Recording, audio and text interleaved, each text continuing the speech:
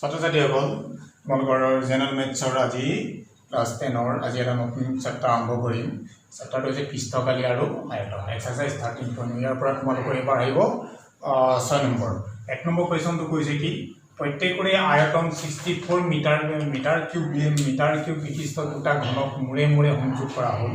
চৌকল বা আয়তীয় ঘনকটোৰ পৃষ্ঠকালি। প্ৰত্যেকৰে আয়তনটো দিয়া আছে আমাৰ ঘনকৰ আয়তন তোমাৰ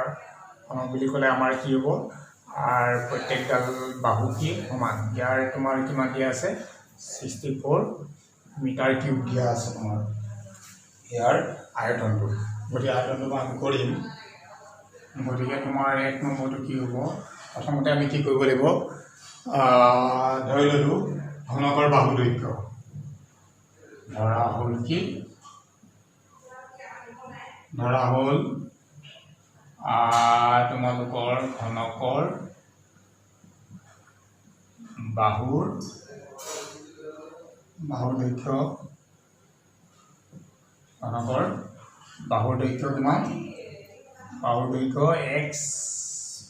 মিটাৰ হৈ দিলো তেতিয়ালে আমাৰ ঘনকৰ আয়তনটো কিমান দিয়া আছে কুৱেশ্যনটো দিয়া আছে ঘনকৰ আয়তন দিয়া আছে তোমাৰ ঘনকৰ আয়তন মান 64 মিটাৰ কিউব দিয়া আছে ঘনকৰ আয়তন যেহেতু ঘনকৰ বাহু দৈৰ্ঘ্য আমি জানো ঘনকৰ আয়তনটো আমি কিমান জানো ঘনক বুলি ক'লে আমাৰ বাহু কিউব এটো কি হ'ব বাহু কিউব বাহু দৈৰ্ঘ্য যেহেতু x আছে x থাকিলে আমি কিমান ধৰিম x কিউব ধৰিলে 64 ওটি imply x cube = 4 cube 4 cube আহিলে 4 কিউব আহি গ'লে কিমান হৈ গ'ল তোমালোকৰ x = কিমান আহিব 4 মিটাৰ কিউব x মানটো আহি গ'ল আমি পাই গ'ল 4 মিটাৰ হ'ব 4 মিটাৰ তাহলে ঘনকৰ বাহু দৈৰ্ঘ্য আমি কিমান পালো ঘনকৰ বাহু দৈৰ্ঘ্য আমি কিমান পালো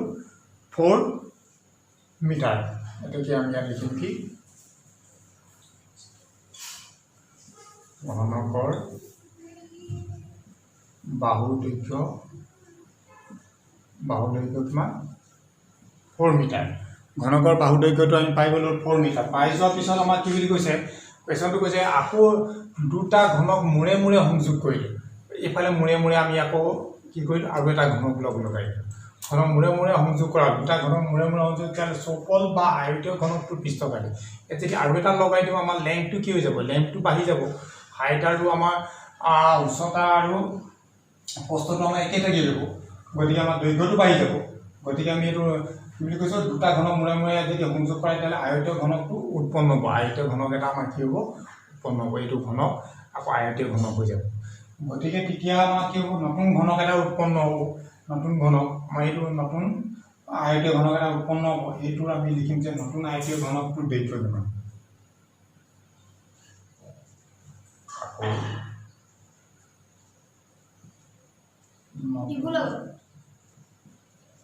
নতুন আয়তীয়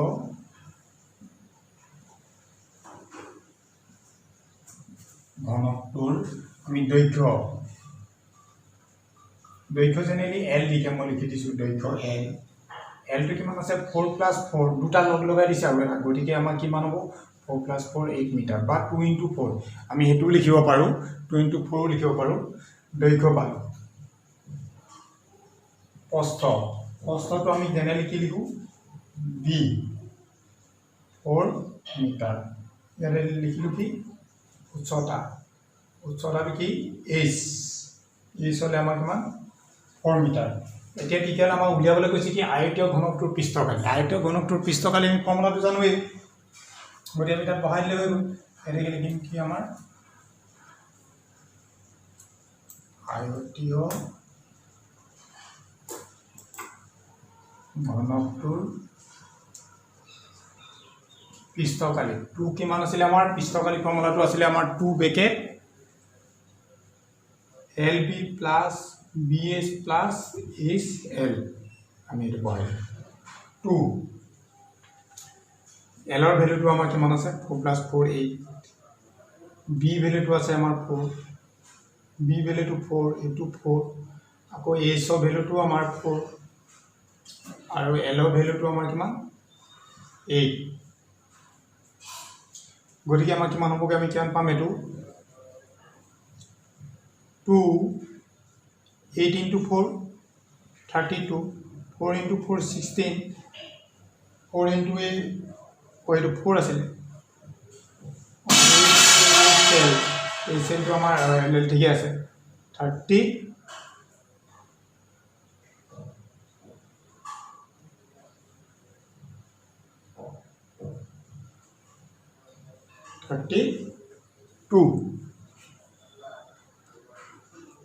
তেতিয়াহ'লে এটা আমি প্লাস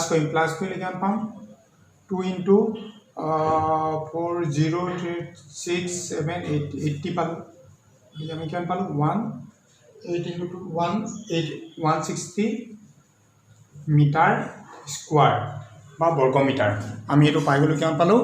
যে আইসোপল বা আয়তীয় ঘনকটোৰ পৃষ্ঠকালি ইয়াত এটাই মনত ৰাখিব লাগিব তোমালোকে আয়তন ফৰ্মুলাটো মনত ৰাখিব লাগিব বাহুকি তাৰ পিছত উলিয়াই আকৌ আমাৰ ইয়াত খালি এটো সংযোগ কৰাৰ কাৰণে L2 তোমালোকৰ বাঢ়ি গৈছে দৈৰ্ঘ্যটো নেক্সট ইয়াৰ পিছত কোৱেশ্চন নম্বৰ 2 কোৱেশ্চন নম্বৰ 2 টো কি কৈছে আমাৰ যে এটা পাত্ৰ এটা খোলা অৰ্ধগোলক আৰু তাৰ ওপৰত এটা খোলা বেলনৰে গঠিত অৰ্ধগোলকটোৰ ব্যাস 14 সেন্টিমিটাৰ আৰু পাত্ৰটোৰ মুঠ উচ্চতা হ'ল 13 সেন্টিমিটাৰ পাত্ৰটোৰ ভিতৰৰ পৃষ্ঠৰ কালি নিৰ্ণয় কৰিব লাগে প্ৰথমতে আমাৰ এটা কি আছে বুলি কৈছে এটা পাত্ৰ আছে এটা খোলা অৰ্ধগোলক আৰু তাৰ ওপৰত এটা খোলা বেলনৰ গঠিত এই প্ৰথমতে আমি আকিলম এটা আৰ এই বেলনটোত আমাৰ কি আছে এটা অৰ্ধগোলক আছে এটা অৰ্ধগোলক এটা আছে অৰ্ধগোলকটো কি হৈছে ইয়াৰ তোমালোকৰ দিয়া আছে কিমান দিয়া আছে ব্যাস দিয়া আছে 14 এটো এডাল দিয়া আছে তোমালোকৰ কিমান 14 এডাল দিয়া আছে কিমান 14 সেন্টিমিটাৰ আৰু ইয়াৰ উচ্চতা দিয়া আছে কিমান দিয়া আছে তাৰ উচ্চতা হ'ল কিমান 13 ইয়াৰ কমপ্লিট উচ্চতা দিয়া আছে আমাৰ কিমান 13 সেন্টিমিটাৰ ইয়াৰ যেতিয়া ব্যাসাৰ্ধ হ'ব ইয়াৰ ব্যাসাৰ্ধ কিমান হ'ব ব্যাসাৰ্ধ হ'লে দি আমাৰ 7 সেন্টিমিটাৰ হ'ব 7 হৈ যোৱাৰ লগে লগে এডালো আমাৰ কিমান হ'ব ব্যাসাৰ্ধ গতিকে এই ৰখ পাই হ'লে আমাৰ কিমান হ'ব এই ৰখ পাই হ'লে আমাৰ কিমান হ'ব উচ্চতাটো 7 হ'ব যেহেতু 13 আছিল 13 হোৱাৰ কাৰণে এইটো কিমান হ'ব আমাৰ 13 হোৱাৰ কাৰণে এইটো 6 plus 7 is equal to 13 গতিকে 6 আমি পাই গলো ব্যাসাৰ্ধ পালো 7 সেন্টিমিটাৰ ইয়াৰ উচ্চতাটো আছিল 13 গতিকে ইয়াৰ বেলনৰ হাইটটো পালো আমি 6 গতিকে ইয়াৰ পৰা আমি গুটে ভিতৰ পৃষ্ঠত ইয়াৰ যেটো ভিতৰ পৃষ্ঠ আমি এটো কালি দিব পাৰি বেলনৰ পৃষ্ঠকালি আৰু কাৰ্ভ সাৰফেস এৰিয়া CSA আৰু আমাৰ অৰ্ধগোলকৰ CSA টো উলিয়াই দুটা আমি যোগ কৰিলে আমি এটো অংকটো পাৰ্ট বাই পাৰ্ট উলিয়াব পাৰো প্ৰথমতে বেলনৰটো উলিয়াই ললো তাৰ পিছত আমাৰ অৰ্ধগোলকটো উলিয়াই দুটা প্লাস কৰি দিব পাৰো দুটা প্লাস নকৰি যদি আমি একেলগতে কৰো টাইমটো কম লাগিব আমাৰ গতিকে আমি চাম এটা অংকটো কৰিবলৈ গতিকে আমি কি কৰিম প্ৰথমতে লিখিম যে দিয়া আছে আমাৰ কি দিয়া আছে যে অৰ্ধগোলকটোৰ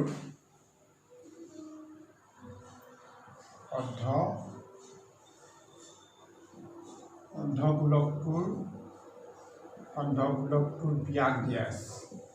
ব্যাস কিমান দিয়া আছে 14 জন অৰ্ধগোলকটোৰ আমি কি উলিয়াম এটো ব্যাসাৰ্ধ 14/2 কৰিলে আমাৰ 7 সেন্টিমিটাৰ আকৌ দিয়া আছে পাত্ৰটোৰ উচ্চতা দিয়া আছে 13 আমি লিখিম যে পাত্ৰটোৰ উচ্চতা কিমান 13 সেন্টিমিটাৰ পাত্ৰটোৰ উচ্চতা কিমান দিয়া আছে আমাৰ 13 সেন্টিমিটাৰ তেতিয়াহলে বেলনটোৰ উচ্চতা কিমান হ'ব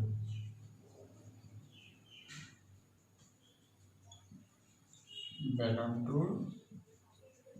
উচ্চতা হ'ব 13 minus 7 6 সেন্টিমিটাৰ গতিকে আমাৰ বেলনটোৰ উচ্চতাটো পাই গলো এটা মই কৈছে পাৰ্ট বাই পাৰ্ট আমি এটো উলিয়াব পাৰি এটো আমি একেলগতে উলিয়াম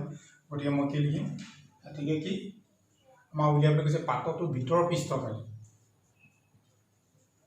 গতিকে লিখিম আমি পাত্ৰটোৰ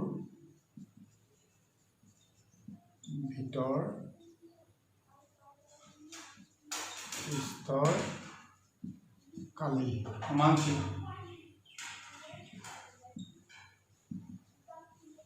বেলনৰ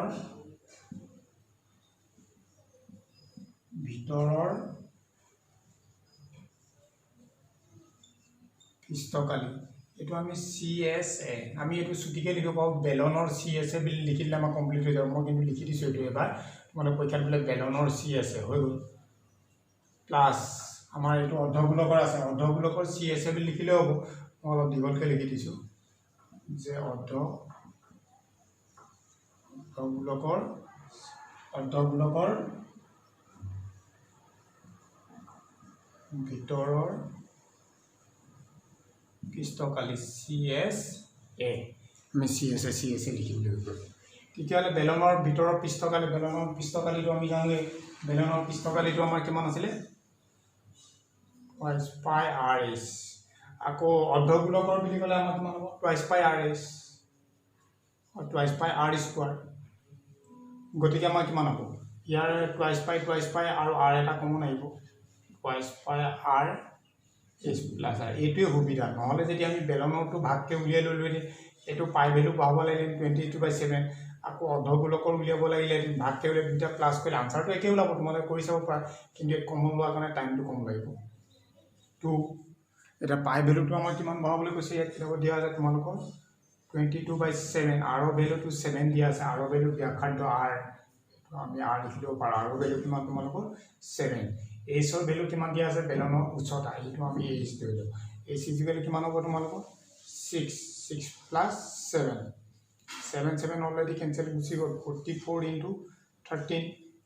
গতিকে এইটোত আমি মাল্টিপ্লাই কৰিলে আমি কিমান পাম 572 আকৌ চেণ্টিমিটাৰত আছে গতিকে পৃষ্ঠকালি হ'লে আমাৰ চেণ্টিমিটাৰ স্কোৱাৰ নেক্সট খণ্ডটো তোমালোকৰ মই ইয়াৰ কুৱেশ্যন নম্বৰ ইয়াৰ পিছৰ পৰা আৰম্ভ কৰিম পিছৰ কিতাপ